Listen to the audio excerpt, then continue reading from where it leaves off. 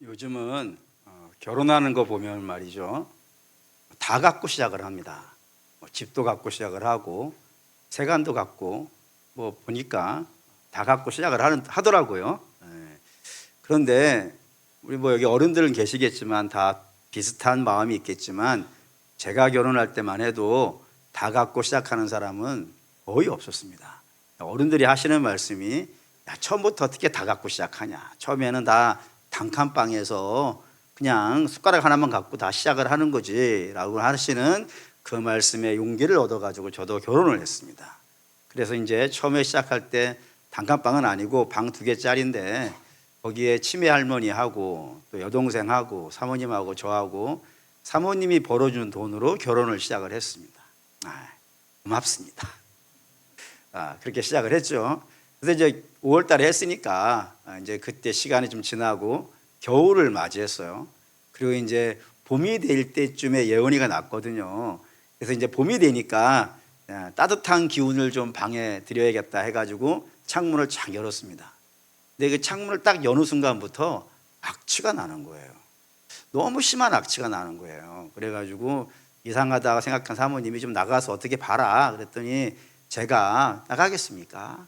안 나가죠. 날씨도 아직은 춥고 어쨌든 그랬으니까 안 나가고, 이상한 벌레들이 있는가 보다 해가지고 소독약 엄청 뿌리고 방향제 엄청 뿌렸습니다. 그랬는데 이상한 일이 벌어졌어요. 냄새가 이상한 겁니다. 오히려 안 뿌렸을 때가 더 나았을 정도로 좋은 냄새하고 안 좋은 냄새가 섞여서 나기 시작하니까 너무 고통스러운 내가 나는 거예요. 아기는 있고 그러니까 이제 어쩔 수 없이 나갔죠. 나가서 그 집 옆에 이제 벽과 담 하나 사이에 있는 그 아주 좁은 공간으로 가가지고 딱 봤더니 거기에 개가 한 마리가 죽어 있는 거였어요. 좀 됐는 것 같아요. 까맣게 됐으니까. 아마 겨울에 추워서 들어왔는 모양이에요. 근데 나가지 못해가지고 거기서 여기엔 죽었는 모양이더라고요. 그래서 이제 저는 산 짐승도 못 만지는 사람이니 죽은 짐승을 어떻게 만지겠어요. 가서 막 기도하고 통성 기도하고 주여 저를 도와주옵소서 하고 별짓을 다 했죠. 그리고 이제 가서 삽하고 해가지고 파대 씌워가지고 꺼내서 버리고, 그리고 물로 다 씻은 다음에 그 다음에 거기에 소독약 뿌리고 그리고 방향제를 뿌렸더니, 말린 다음에 그렇게 했더니 거기에서 악취가 나지 않고 좋은 냄새가 나는 거였습니다. 얘기는 거기까지 끝입니다. 왜냐하면 그 이상의 적용과 생각을 해본 적이 없어요. 그렇게 살다가 그게 무슨 뜻인지를 알겠다 하는 사건이 이제 일어나게 됩니다. 그게 이제 복음을 이해하기 시작한 다음의 이야기입니다. 그럼 오늘 복음 이야기를 좀 해야겠습니다. 사랑하는 여러분, 우리 주님이 세상에 왜 오셨을까요? 이유는 단 하나입니다. 우리를 회복시키러 오셨다 이겁니다. 왜 회복이 필요한가? 이것 때문입니다. 창세기 2장 7절 읽겠습니다. 여호와 하나님이 땅의 흙으로 사람을 지으시고 생기를 그 코에 불어넣으시니 사람이 생명이 된지라 했습니다. 늘 자주 본 말씀입니다. 잊으면 안 되기 때문에 자꾸 봅니다. 첫사람의 모습이 얼마나 영광스러운지를 보려는 거예요. 첫사람의 모습이 얼마나 영광스러웠냐면 저들은 생명이었다 이겁니다. 흙이 생명이 된 거예요. 당연히 그 중간에 뭔가 끼어 있다는 사실을 주목하셔야 됩니다. 뭐가 끼어 있냐면 생기가 들어와서, 하나님의 생기가 들어와서 흙이 생명이 되는 놀라운 역사가 일어난 것이 누구라고요? 사람이라 이겁니다. 그리고 그런 사람이기 때문에, 하나님의 생기가 들어간 자이기 때문에, 그냥 일반 피조물이라면 그런 말씀 못 하실 거예요. 하나님의 생기가 들어간 자에게 이니까 하나님께서 그들에게 명령을 하십니다. 그 명령이 창세기 2장 16절 17절입니다. 있죠? 여호와 하나님이 그 사람에게 명하여 이르시되 동산 각종 나무의 열매는 너희가 임의로 먹되 선악을 알게 하는 나무의 열매는 먹지 말라. 내가 먹는 날에는 반드시 죽으리라 했어요. 여러분, 모든 피조물에게, 에덴에는 모든 피조물이 있어요. 각종 피조물들이 다 있어요. 근데 그 어떠한 피조물에게도 하나님께서 명령하지 않습니다. 다시 말하면, 거꾸로 이야기하면 어떤 피조물에게도 순종을 요구한 적이 없어요. 유독 사람에게만 요구하는데, 사람에게 그 요구가 왜 되어지냐면 저들은 누구니까? 생명이니까. 하나님의 생기를 받은 생명이기 때문에 저들에게 순종을 요구하셨다고요. 그래서 너희가 이 땅에서 순종하고 살면 나하고 함께 이곳에 살 수 있지만 너희가 내 말에 순종하지 않는다면 어떻게 된다고요? 너희하고 나하고는 헤어져야 된다고. 그 헤어지는 게 뭐라고요? 죽는 거라. 왜? 늘 봐셨지만 생기가 생영에 들어가야, 흙에 생기가 들어가야 생영이 되는데 생기를 빼버리면요, 그건 망하는 것 아니겠어요? 그 너희 그렇게 망할 것이다 라고 하시면서 죽는 이야기를 하신 거라 이겁니다. 그렇기 때문에 사람은 하나님의 생기가 들어가서 살아있는 존재가 되었기 때문에 생영, 리빙 빙이라 그러는 것이고, 저기에서 생기가 빠져버리면요 죽는 자가 되기 때문에 다잉 빙이라 그런단 말이에요. 죽어있는 자라 그런다 이겁니다. 살아있지만 실상은 죽어있는 자가 되는 것, 그게 다잉 빙이라는 것이에요. 그래서 창세기 3장 19절에 이런 말씀을 하십니다. 1조 내가 흙으로 돌아갈 때까지 얼굴에 땀을 흘려야 먹을 것을 먹으리니 내가 그것을 취함을 입었음이라. 너는 흙이니 흙으로 돌아갈 것이니라 하시니라. 이게 죽음이라 이겁니다.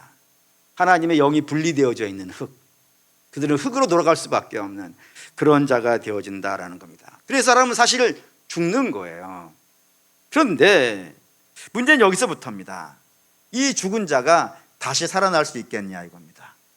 흙으로 돌아간 자, 그 흙으로 돌아간 자가 다시 살아날 길이 있겠는가?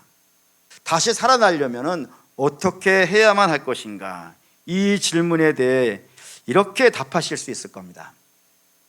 사람이 죄를 행하여서 하나님 말씀에 불순종하여서 저들이 죽는 자가 되었으니 이제 거꾸로 하면 되지 않겠는가? 다시 말하면 사람이 죄를 짓는 것이 아니라 의를 행하면 되지 않겠는가? 스스로 의를 행하고 자신의 잘못을 뉘우치고 회개하고 그리고 의를 행하면 되겠는가? 그러면 살아날 수 있겠는가? 라고 물으실 수 있습니다. 그럼 당연히 저는 이렇게 말씀을 드려요. 그러면 된다고. 의를 행하면 된다고. 그런데 문제는 그 의를 행할 수 있겠느냐는 겁니다. 성경은 이 의를 행할 수 없다는 사실을 설명하기 위해서 두 가지 상황을 갖고 온 거예요. 그 첫 번째 상황이 뭐냐면 하나님이 간섭하지 않는 겁니다. 스스로 한다 그랬으니까 간섭하지 않고 내버려 두는 거예요. 그러면 자기들이 알아서 스스로 의를 행하면 될 텐데, 우리가 보다시피 창세기의 4장에서부터 11장까지 이어지는 모든 이야기는 하나님께서 사람을 내버려 뒀더니 저들이 의를 행하더라 안 하더라? 안 하더라 이거예요. 의를 행하기는커녕 점점점 더 악을 행하더라고. 그래서 그 악을 행하는 결정적인 최고봉에 이게 있어요. 창세기 6장 5절에서 6절 읽겠습니다. 여호와께서 사람의 죄악이 세상에 가득함과 그의 마음으로 생각하는 모든 계획이 항상 악할 뿐임을 보시고 땅에 사람 지으셨음을 한탄하사 마음에 근심하시고. 하나님께서 사람 지으신 걸 어떻게 하셨다고요? 한탄하셨다고. 사실 여러분 이거는 참 특이한 표현이에요. 왜냐하면 우리가 알다시피 하나님은 어떤 분이시냐? 하나님은 당신이 하신 일에 후회를 하시지 않는 분이란 말이에요. 하나님 당신이 하신 일을 가지고 한탄하시는 분이 아니라고요. 그러면 하나님 이상한 분이 되니까. 원래는 그런 게 아닌데 하나님이 사람 지으신 것이 너무 가슴 아픈데 그거를 따로 설명할 단어가 우리에게는 없는 거예요. 가장 센 단어를 쓴 거예요. 지금 한탄을 하셨다. 하나님 마음을 치시면서 애통해 하시면서 한탄하셨다는 이 단어를 밖에 쓸 수 없을 만큼 사람이 어떻게 되더라고요? 점점점 나빠지더라고요. 점점점 나빠진 결과 그들은 심판을 받는 것이고, 그 심판 받을 자들 중에서 하나님께서 노아의 가문을 살리셨고 저들에게 다시 한번 기회를 주신 거예요.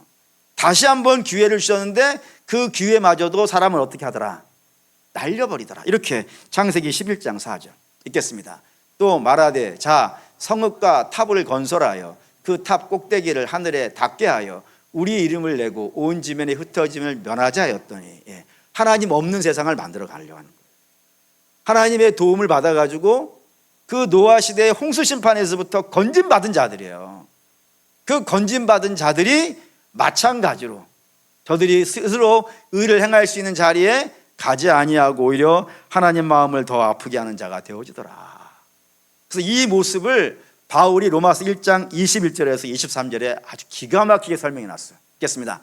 하나님을 알되 하나님을 영화롭게도 아니하며 감사하지도 아니하고 오히려 그 생각이 허망하여지며 미련한 마음에 어두워졌나니 스스로 지혜 있다 하나 어리석게 되어 하나님 3절 썩어지지 아니하는 하나님의 영광을 썩어질 사람과 새와 짐승과 기어다니는 모든 동물의 우상으로 바꾸었느니라라고요. 하나님을 알지만 하나님을 감사하지도 아니하고 하나님을 영화롭게도 하지 아니하고 자기 이름을 높이고 자기를 영광스럽게 하고 그게 우상 아니겠어요? 그런 모습이 되어져 가더라라는 겁니다. 이걸 통해 알 수 있는 게 있죠. 하나님이 내버려 뒀더니 저들은 의를 행하지 아니하고 여전히 악을 행하며 그리고 그 악이 점점점 더 깊어져서 하나님이 결코 내버려 둘 수 없는 상황까지 2번이나 가더라라는 것으로 성경이 설명을 하고 있더라 이겁니다. 그러면 하나님이 내버려 두면 되겠어요? 안 되겠어요? 안 되는 거죠. 그러면 이제 하나님이 간섭하시는 이야기가 2번째로 등장합니다. 그 간섭이 창세기 12장에 등장합니다. 1절부터 1절. 여호와께서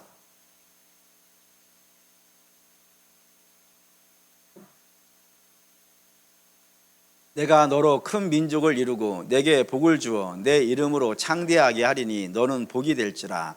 너를 축복하는 자에게는 내가 복을 내리고 너를 저주하는 자에게는 내가 저주하리니 땅의 모든 족속이 너로 말미암아 복을 얻을 것이라 시대했습니다. 여기 아브라함에게 하나님이 나타나신 거예요. 하나님이 아브라함에 나타났다는 건 굉장히 중요한 표현입니다. 왜냐하면 아브라함은 하나님께서 나타나기 전까지는 그가 뭐였으니까 강 건너편에서 그의 가문 자체가 우상을 지어 만들어 팔던 그런 가문의 사람이라고요. 그러니 저를 그대로 내버려 뒀으면 하나님은 그대로 내버려 두셨으면 아브라함은 계속 뭐 하는 거예요? 강 건너편에서 우상을 지어 만들어 파는 우상 숭배자의 삶을 살아갈 수밖에 없는 그런 자라고요. 그런 자에게 하나님께서 나타나신 거예요. 나타나셔서 저를 그곳에서 불러내신 거예요. 불러내시면서 그의 가문에 약속을 하시고 자식 없는 자에게 자식을 약속하시고 내가 너희와 함께 있으면서 반드시 너희를 복된 사람으로 만들어내시겠다라고 말씀을 하신단 말입니다. 그리고 그 하나님의 계시가 가장 뚜렷하게 나타나는 곳이 어디냐면 출애굽입니다. 출애굽에 하나님께서 나타나신 거예요. 저들을 그 하나님이 아브라함에게 하신 약속을 이루시기 위해서 애굽에 종되어 있던 자들을요 불러내시는데 그냥 불러내시는 것이 아니라 어떻게 불러내세요? 기적을 행하셔가지고 바로를 치시고 기적을 행하시고 그리고 그 이스라엘이 보는 앞에서 바다를 가르시고 그 바다로 이스라엘이 건너게 하시고 바로의 군대는요 그 바다에 가둬버리심으로 말미암아 놀라운 일로 저들을 구원해 내신 거란 말이에요. 그리고 그렇게 구원받은 자들에게 주께서 요구를 하신 거예요. 뭐를요? 율법을 주신 거예요. 이제 율법대로 살라. 내가 너희가 두려워하는 바로에게서 빼줬지 않냐. 그리고 내가 얼마나 위대한지를 너희가 가장 두려워하는 바로를 바다에 가두므로 인하여서 내가 가장 위대한 하나님이라는 사실을 너희에게 보여주지 않았냐. 그러니 이제 너희는 내가 너에게 한 말씀대로 살라 라고 하는 의미에서 율법을 주셨다고요. 그리고 그 율법을 행할 수 있는 장소로 어디를 주신 거예요? 가나안을 주신 거예요. 여러분, 젖과 꿀이 흐르는 땅을 주셨다고요. 그 젖과 꿀이 흐르는 땅에 들어가는 것도 그냥 들어간 게 아니라 하나님의 기적과 역사를 통하여서 누구도 이전에 경험해 본 적이 없는 요단강을 가르시고 성이 무너지고 하늘의 해와 해가 달이 멈추는 놀라운 기적을 통하여서 이스라엘이 가나안에 정착한 거란 말입니다. 젖과 꿀이 흐르는 땅에 모든 것이 하나님의 은혜로 갖춰져 있는 땅에 들어가서 하나님 말씀대로 살라고 환경과 상황까지 다 만들어 주신 거예요. 근데 거기서 하더라 안 하더라? 안 하더라 이거. 신비롭죠. 그래서 하나님이 저들에게 안 하는 이유가 뭐냐? 하여튼 저들이 뭐가 없어서 못한다 그러는 거예요. 왕이 없어서 못한다 그러는 거예요. 그래서 왕을 주신다니까. 그런데 그 왕을 주셨음에도 하더라 못하더라? 안 하더라 이거예요. 거기 또 기적까지도 더해 주시죠. 어마어마한 기적들 많이 붙어 나오잖아요. 그런데도 그들은 안 하더라 이겁니다. 예언자도 주시는 거예요. 그 예언자로 하여금 때로 꾸짖기도 하시고 때로 도와주기도 하시면서 하나님이 그 모든 것들을 베풀어 주셨음에도 불구하고 모든 간섭을 다 하신 것이죠. 그 간섭과 다 참여했음에도 불구하고 저들은 어떻더라? 잠깐은 하더라. 하지만 얼마 지나지 않아서요, 다시 옛날로 돌아가더라. 이게 하나님이 얼마나 마음이 아프셨냐면 호세아 선지자에게 이런 이야기를 해요. 너희의 의가 아침 이슬 같냐 왜? 지금 아침에 선언을 하면은 이슬 떴다가 해만 뜨면 사라져버리는 그런 의를 어떻게 너희가 갖고 있느냐라고 책망하시는 그런 일이 있음에도, 그런 꾸지람을 들음에도 불구하고 이스라엘은 점점점 악을 더해갈 뿐이라 이겁니다. 그래서 어떻게 돼요? 북이스라엘은 아수르에게 망하고 남유다는 바벨론에게 망해요. 그런데 하나님 항상 동일한 특징이 있죠. 그 노아 시대 홍수 심판으로 망한 자들에게 다시 한번 기회를 주시듯이 이 바벨론에게 멸망한 이스라엘에게도 다시 한번 기회를 주시잖아요. 다시 한번 해보라고. 다시 와서 저들이 행했음에도 불구하고 어떻게 되더라? 그때의 모습을 주께서 이렇게 설명하신 거예요. 주께서 오셔가지고 너희가 모습을 이렇게 설명해요. 잎사귀만 무성한 무화과 나무라고. 무화과 나무는 열매가, 과실수니까. 과실수가 이 땅에 존재하는 목적은 뭐겠어요? 열매를 맺는 것 아니겠어요? 근데 이들은 열매는 없고 잎사귀만 푸르는, 다시 말해서 종교적인 예식은 화려한데 그 종교가 저들의 삶을 변화시키지 못하는, 여전히 악을 행하고 있고 심지어는 하나님이 구원하러 왔음에도 불구하고 하나님을 알지도 못하며 영접하지도 아니하고 저들이 쫓아내버리고 심지어는 죽여버리는 모습으로 등장하더라 이겁니다. 이게 가나안 들어가 있는 이스라엘의 모습이에요. 하나님이 간섭한 이스라엘의 모습이라고요. 이거를 설명한 것이 예레미야 31장 32절입니다. 읽죠. 이 언약은 내가 그들의 조상들의 손을 잡고 애굽 땅에서 인도하여 내던 날에 맺은 것과 같지 아니할 것은 내가 그들의 남편이 되었어도 그들이 내 언약을 깨트렸습니다. 여호와의 말씀이라. 내가 남편이 되어줬다고요. 남편이 되었으니까 간섭하는 자가 생긴 거 아니겠어요? 아내에게 간섭하는 자가 남편 아닙니까? 뭐 거꾸로 얘기도 마찬가지예요. 남편에게 간섭하는 자가 부인 아니겠어요? 이게 간섭하는 자가 생겼다고요. 손잡고 간섭하는 자가 생겼음에도 불구하고 이들은 스스로 의를 이루지 못하더라 이겁니다. 성경이 우리에게 알려준 결론이 있죠. 우리가 가진 의로는 하나님께서 내버려 두셔도 저들이 의를 만들어내지 못하고 하나님께서 그들의 삶에 간섭하여도 저들이 의를 만들어내지 못하더라. 다시 말하면 죽음의 문제를 하나님과 분리되었단 말이에요. 분리되었던 걸 다시 붙이려면 죄 때문에 분리되어졌으니까 의를 행함으로 연결이 되어야 되지 않겠어요. 근데 우리가 행하는 의로는 이 분리되어져 있는 하나님과 연합이 되더라 안 되더라? 안 되더라 이거예요. 그러니까 안 되니까 계속해서 어떤 상태로 있을 수밖에 없는 거예요. 죽어있는 상태로 있게 되어졌다 이겁니다. 그리고 우리는 당연히 결론을 하나 맺을 수가 있어요. 이게 뭐냐면은 사람이 왜 스스로 하나님의 간섭 없이 스스로 의를 행할 수 없는지, 심지어는 하나님께서 이렇게 간섭해 주셨음에도 불구하고 저들이 의를 만들어낼 수 없는지, 그 이유가 뭐라고요? 성경이 이렇게 얘기합니다. 그냥 보시죠. 에베소 2장 1절 읽겠습니다. 그는 허물과 죄로 죽었던 너희를 살리셨도다. 예. 왜 안 된다고요? 죽어있기 때문에 안 된다. 죽어있기 때문에. 앞에 개 죽은 이야기 좀 거치겠지만 다시 한번 그로 한번 생각을 해보시죠. 죽은 개는 내버려 두면 살아나지 않습니다. 썩어갈 뿐입니다. 절대로 새 생명을 얻을 수 없습니다. 심지어는 거기에다가 소독약 뿌리고 향수 뿌린다고 해가지고 그 죽은 개가 살아나지 않습니다. 더 악한 냄새를 풍길 뿐입니다. 그 악한 냄새를 없앨 수 있는 유일한 방식은 개에게 내버려 두는 것이 아니고 개에게 소독약 뿌리는 것이 아니라 어떻게 돼야 되는 거예요? 살아나야 되는 거예요. 살아나야 비로소 냄새가 없어지는 거란 말입니다. 근데 어떻게 우리가 이걸 살아나냐 이거예요. 이걸 살아내는 유일한 방식, 또 성경이 갖고 있는 굉장히 중요한 질문이라고요. 이 죽은 자가 어떻게 사느냐? 이거 우리만 한 질문이 아니라 하나님께서 에스겔에게 한 질문이에요. 그 에스겔 37장에 보면 마른 뼈 환상 등장한다고요. 그 마른 뼈로 있는 에스겔 골짜기에 하나님이 에스겔을 데리고 와가지고 마른 뼈를 바라보면서 에스겔에게 물어요. 뭐라 묻냐면 봅시다. 에스겔 37장 3절 읽겠습니다. 그가 내게 이르시되 인자야 이 뼈들이 능히 살 수 있겠느냐 하시기로 내가 대답하되 주 여호와여 주께서 하시나이다. 마른 뼈라는 건 어떤 상태를 말하겠어요? 죽은 지 오래됐다는 겁니다. 죽은 지 오래됐으니까 뭐 유탈도 다 끝난 거예요. 그래서 생명에 뭐 너무 오래돼가지고 뭐 좀 근간에 죽었다 그러면은 좀 부패하고 썩어가면서 흐르는 뭐 물이라도 있지 않겠어요.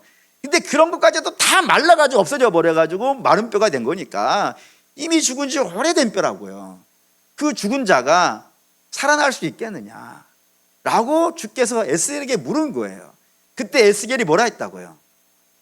주께서 아신다는 거 무슨 뜻이겠어요? 나는 모른다 이겁니다.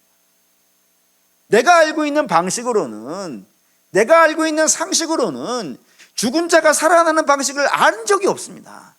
이거는 하나님 외에는 다른 방법이 없습니다라고 이야기했다고요. 그래서 뭐 하나님이 당연히 방법을 내놓으셔야 된다 이겁니다. 그 하나님이 내놓으시는 방식은 무엇이냐면 사람을 죽인 게 뭐라고요? 죄라고요. 그 죽인 거를 다시 살려내는 방식은요, 죽은 자가 의를 행할 수가 없잖아요. 죽은 자가 의를 행할 수 없으니까 죽은 자를 살려야 되는 거란 말이에요. 죽은 자가 의를 행하려면 살아야 의를 행할 줄 있지 않겠어요. 그러니 살려내는 일을 하려면 뭐를 할 수밖에 없는 거예요? 죄를 씻어야 되는 거예요. 죄를 씻지 않고서는 살아날 방법이 없는 거예요. 그러면 어떻게 죄를 씻을 수 있냐 이거예요. 그걸 히브리서가 썼습니다. 히브리서 9장 21절 22절 읽겠습니다. 또한 이와 같이 피를 장막과 섬기는 일에 쓰는 모든 그릇에 뿌렸느니라. 율법에 따라 거의 모든 물건이 피로써 정결하게 되나니 피 흘림이 없은즉 사함이 없다고요. 죄를 씻는 방식은, 그러니까 사람이 의를 행해서 살아나는 것이 아니고 죄가 씻어져야 살아나는데 죄를 씻어내는 방식은 뭐밖에 없다고요? 피를 흘리는 방식밖에 없다고요. 피를 흘리는 방식, 이거 외에는 다른 방식이 없다고요. 그러니 내 죄를 씻으려면 어떻게 해야 되겠어요? 내 피를 흘려야지. 그렇지 않겠어요? 피밖에는 다른 방식이 없다 그랬으니까 내 피를 흘려야 되는데, 문제는 내가 피를 흘려버리면 내가 죽는 것이잖아요. 내가 죽으면 어떻게 다시 살아요? 이게 논리가 맞지 않는 거란 말이에요. 그러니까 살아나려면 내 피 말고 다른 피가 있어야 된단 말이에요. 다른 피가 있어야 살아나게 되어지니 다른 피가 어떤 피겠어요? 에베소 2장 14절 읽겠습니다. 그는 우리의 화평이신지라 둘로 하나를 만드사 원수된 것과 중간에 막힌 담을 자기 육체로 하시고 했어요. 그러니까 하나님과 우리가 붙을 수 없는 이유가 뭐냐면 죄로 말미암아 하나님과 우리 사이에 뭐가 생겼다고요? 담이 생겼다고. 이 담을 해결을 해야 우리가 하나님과 연합되어지고, 하나님과 연합되어진 자만이 뭐를 할 수 있는 거예요, 여러분. 아까 봤죠? 흙에게는 명령할 게 없어요, 여러분. 이걸 지키라 말라 명령할 수가 없어요. 왜? 못 지키니까. 반드시 하나님의 명령을 지키려면은 흙과 뭐가 연결되어져야 된다고요? 생기가 붙어야 된다고요. 근데 지금 상태는 죄로 말미암아 하나님과 우리 사이에 담이 생겼다고요. 담이 생겼으니까 붙지를 못하는 거예요. 근데 그걸 해결할 수 있는 유일한 방식이 있다면 우리 주께서 자기의 육체로 허무시는 것, 주께서 그 피를 흘려야 비로소 하나님과 우리의 사이에 막힌 담이 헐리게 되어지고, 막힌 담이 헐리게 되어지면 비로소 뭐가 된다고요? 화평이 된다. 화평이. 그 화평이 샬롬 아니에요. 하나님과 연합이라고요. 그런 일이 발생된다고요. 이거 성경이 정말로 많이 얘기해요. 요한일서 1장 7절 읽겠습니다. 그가 빛 가운데 거하신 것 같이 우리도 빛 가운데 행하면 우리가 서로 사귐이 있고 그 아들 예수의 피가 우리를 모든 죄에서 깨끗하게 하실 것이고, 예수의 피가 우리의 모든 걸 깨끗하게 해줄 수 있다고. 하나님과 우리의 사이에 막힌 담을 허시고 하나님과 우리가 붙을 수 없는 죄의 모든 장벽들을 우리 주의 피가 흘려내릴 수 있다고요. 고린도전서 6장 11절 읽겠습니다. 너희 중에 이와 같은 자들이 있으니 주 예수 그리스도의 이름과 우리 하나님의 성령 안에서 씻음과 거룩함과 의롭다 하심을 받았느니라라고요. 우리 주님으로 말미암아 죄 씻음이 일어난다고. 그 피로 말미암아 죄 씻음이 벌어진다고요. 가장 결정적인 거 봅시다. 히브리서 9장 11절 14절 읽겠습니다. 그리스도께서는 장래 좋은 일의 대제사장으로 오사 손으로 짓지 아니한 것 곧 이 창조에 속하지 아니한 더 크고 온전한 장막으로 말미암아 염소와 송아지의 피로 하지 아니하시고 오직 자기의 피로 영원한 속죄를 이루사 단번에 성소에 들어가셨느니라. 염소와 황소의 피와 및 암염소의 죄를 부정한 자에게 뿌려 그 육체를 정결하게 하여 거룩하게 하거든. 하물며 영원하신 성령으로 말미암아 흠없는 자기를 하나님께 드린 그리스도의 피가 어찌 너희의 양심을 죽은 행실에서 깨끗하게 하고 살아계신 하나님을 섬기게 하지 못하겠느냐 했다 이겁니다. 예수의 피가 우리를 깨끗하게 한다고요. 깨끗하게 해서 이제 뭐 할 수 있게 만든다고요? 하나님을 섬길 수 있는 자로. 회복 아니에요. 맨 처음에 죄 없었을 때에 흙이었던 자가 생기가 붙어서 생명이 되어 하나님 말씀에 순종할 수 있는 자가 불려졌듯이 이제 죄로 말미암아 타락한 자들이 예수의 피로 말미암아 죄 씻음을 받았고 죄 씻음을 받았으니까 이제 뭐가 가능한 거예요? 하나님과 연합이 가능해졌고 하나님과 연합이 가능해졌기 때문에 우리에게 뭐가 임재할 수 있는 거예요? 성령이 임재한단 말이에요. 성령이 임재하게 되었으니까 이제 우리는 주님과 우리가 어떻게 되는 거예요? 한 몸이 되는 거예요. 한 몸이. 다른 식으로 표현한다면 예수 그리스도가 머리가 되고 우리가 그의 몸이 될 수 있었던 이 이유는 단 하나밖에 없는 거예요. 주님이 머리가 되고 우리가 그의 몸이 될 수 있는 것은 주께서 우리를 위하여 죽으심으로 말미암아 우리가 죄 씻음 받았기 때문에 연합이 되어졌단 말이에요. 이렇게 연합되어진 자를 뭐라 그래요, 여러분? 교회라 그런다. 교회라고. 그러니 교회는 건물일 수 없어요, 여러분. 교회는 건물일 수 없어요. 교회를 다니는 걸로 교회라고 할 수 없어요. 교회라고 하는 건 반드시 죄 씻음을 받고 예수와 연합된 자, 그런 자가 이제 교회이고 그 교회, 새로운 피조물 된 교회에는 뭐를 할 수 있는 거예요? 하나님을 섬기며 살아갈 수 있는 그런 역사가 이루어지더라 이겁니다. 그로 사랑하는 믿음의 성도 여러분, 그러면 오늘은 무슨 날이겠어요? 오늘은 성금요일입니다. 성금요일은 우리 주님께서 우리를 위하여 죽으신 날 아니에요. 그러면 이 날은 슬픈 날이에요? 애통한 날이에요? 아닙니다. 우리에게는 슬픈 날이 아니고 애통한 날이 아니고 우리가 죄 씻음 받은 날이에요. 그래 영광스럽지 않습니까? 여러분, 성금요일은 장례식이 아니에요, 여러분. 우리 주님은 죽어 무덤에 들어가는 날이긴 하지만 그 무덤에 들어감으로 말미암아 우리는 무덤에서 어떻게 되는 거예요? 나올 수 있게 된 거란 말이에요. 우리 주께서 죄를 잡으려 죄로 들어가시는 바람에, 사망으로 들어가시는 바람에 우리는 사망에서요 나올 수 있는 자가 됐다고요. 그리고 그럼 부활절은 뭐겠어요, 여러분? 부활절은 이제 주님과 함께 살아나는 날 아니겠어요? 그러니 우리 주님의 십자가와 부활은 옛 것은 지나고 새 것이 나온 우리의 생일입니다, 여러분. 그게 회복 아니에요, 회복. 우리의 힘으로 이걸 회복을 못 만들어내니까 내버려둬도 못하고 알아서 하라 그러면 당연히 못하고 주께서 모든 기적을 다 베풀었음에도 불구하고 못하는데 우리 주께서 우리를 위해 죽으심으로 말미암아 우리가 죄와 사망에서 살아남으로 인하여 이제 옛사람은 지나고 새 사람이 되었으니 이보다 더 영광스러운 날이 사실 어디 있겠습니까? 그래서 사랑하는 여러분, 기뻐하셔야 됩니다. 이 날은 말할 수 없는 기쁨이, 물론 감사하는 마음이 넘치는, 우리 주께서 우리를 위해 죽으셨기 때문에 우리가 살아났습니다라는 그 감격과 기쁨이 있어야 되는데, 그런 기쁨이 이 성금요일에 우리의 심령에 있었으면 참 좋겠는데 있으신가요? 있었으면 좋겠습니다. 비록 어려운 시절이기도 하고 복음이라는 것이 마치 옛날 이야기 같이 흘러간 노래와 같이 들려지고 있는 이 시대일 수도 있을지 모르겠지만 그거는 예수를 모르는 자들이나 그런 것이고, 이 십자가를 아는 성도들은, 저와 여러분은 뭐 기뻐야 됩니다. 말할 수 없는 기쁨이 충만해야 되고 그 즐거움이, 우리의 회복의 기쁨이 넘쳐나야 되는 날인 줄 믿습니다. 그로 사랑하는 믿음의 성도 여러분, 바라고 원하는데, 늘 성찬 받으시지만 오늘 이 성찬은 주께서 죽으셔야 살이 나오는 것 아니겠어요? 주께서 죽으셔야 피가 나오는 것 아니겠어요? 그 살과 피를 먹고 마심으로 말미암아 우리의 죄 사함이 저와 여러분의 심령 속에 완벽하게 느껴지는 날 되기를 바라며, 그리고 우리가 주 안에서 다시 소생하는 역사가 있는 이 성금요일 성찬 받으시는 역사가 있으시기를 주의 이름으로 부탁드립니다.